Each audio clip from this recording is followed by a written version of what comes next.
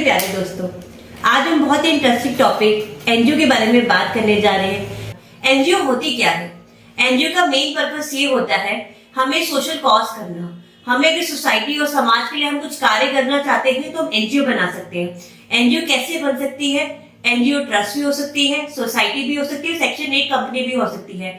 NGO बनाने का time कितना लगता होगा डिपेंड करता है हम कौन सी स्टेट में इसको रजिस्टर कर रहे हैं, उसी हिसाब से हमें टाइम लगता है। जनरली 1 से 2 हफ्ते में भी होता है और डिपेंड करता है हम किस टाइप की एनजीओ बना रहे हैं। और सबसे इंपॉर्टेंट क्वेश्चन आता है एनजीओ रजिस्टर करने के बाद करना क्या है, हमारी क्या क्या रिस्पॉन्सिबिलिटीज होती है।